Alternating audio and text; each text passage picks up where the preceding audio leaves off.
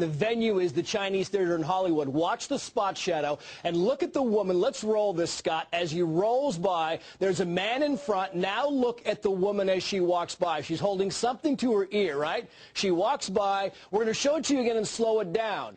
Look at her left hand holding something to her ear, and as we slow this down, we can go in even further. You can clearly see, Megan, that she is talking into this device. Whatever it is, 1928. So we checked. Was it a transistor radio? Nope, not invented for 20 years. Was it a walkie-talkie? Nope, not invented for 10 years. This woman was talking into some device, and nobody knows what it was. Was she traveling in time? The only thing we can figure is that she may have been talking or had some kind of a listening device up to her ear, but if that's the case, why would you talk into it? Maybe she was singing into like a radio.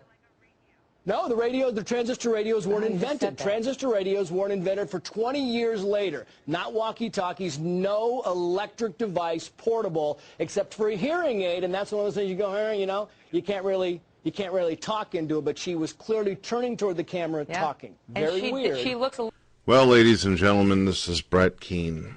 I decided that I'm going to just do an audio video when it comes to this whole time travel Charlie Chaplin bullshit that's going on YouTube. And apparently it's picked up so many views and so many people are excited about this that Fox News realized that they could get some high ratings by taking the position that there was a time traveler who went back to 1928 and was talking on a cell phone. Instead of actually doing some research and some study on their own, or even looking at the many different theories that topple this stupid-ass idea of time travel in this situation, they just went ahead and posed the position that the original claimer made. By the way, I need to also let you all know the person who originally made the claim just so happens to be trying to advertise a movie company, a movie production that he himself spent 5 minutes talking about before he actually made the claim of time travel with an old woman who was supposedly walking with a cell phone. There's some footage of the woman walking all over the internet, folks. There's people out there who are claiming that how could it be a hearing aid if the person has the appearance as though they're talking into it. Now, keep in mind there's no audio in the clip because it's old black and white. You can't even hear what the hell's going on. You can only see that the person is walking and they have their hand up to their head, and there's barely any noticeability or observation of the mouth of this person even moving in the first place. But strangely enough, people want to hold the idea that it's a goddamn phone. So there's been people out there that have been emailing me as well as leaving comments on the original video that I posted to the guy who made the claim, who are saying, "You're a fucking idiot. Why would someone be talking into a hearing aid for?" Well, I understand that a lot of you probably have the IQ of a fucking banana and you couldn't comprehend this. But here's how a hearing aid works. Even in our modern time, people put these devices in their ear. Why? Because the person cannot hear. Now, a lot of these hearing aids have what we call a volume function. And what this does is when the person first puts it in their ear, you can't assume or suspect that the audio that will go into this or the sounds that will be transferred into the device are going to be sometimes too quiet and sometimes too loud. So what happens in this situation is that the person will have to adjust a volume on the fucking hearing aid device. Why do they do that? So they don't blow out their fucking ears or their head.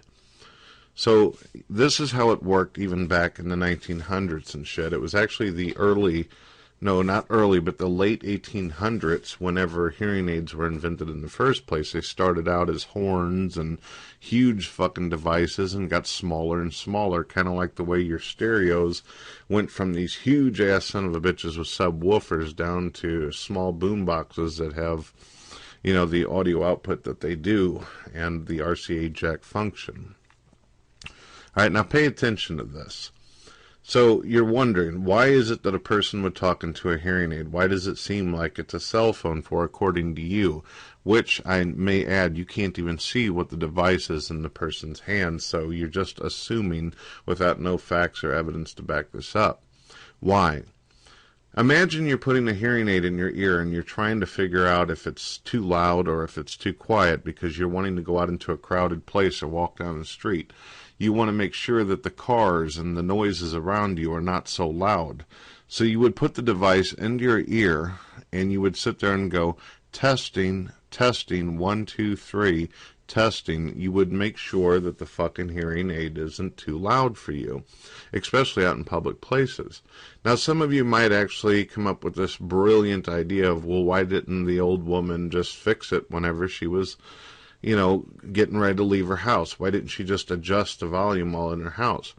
Well, ladies and gentlemen, this is a piece of shit device. Back in the day, they didn't make the greatest, most fantastic devices, and even hearing aids in our modern times.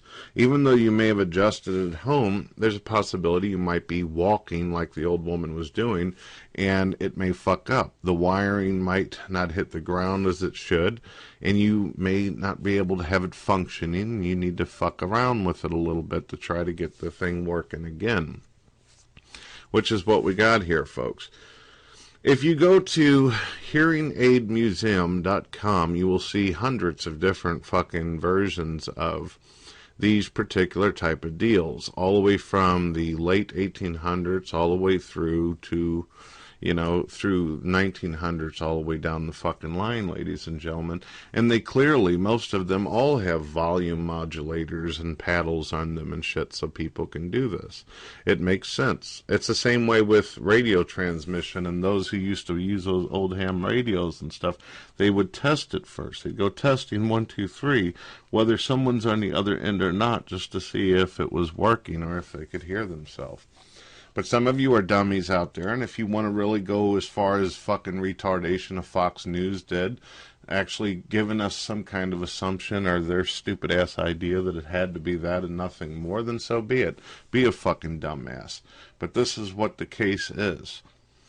Doesn't it seem more rational that it's just some simple device that actually existed within the time period, as opposed to claiming some transsexual went back in time and did this? I guess not for some of you. Some of you out there actually believe in flying dead zombie Jews. Some of you believe that aliens come down and probe fucking cows and fuck people in the ass too. So I don't expect much from you all. Alright, folks, I hope it was fun. It wasn't for me. Peace.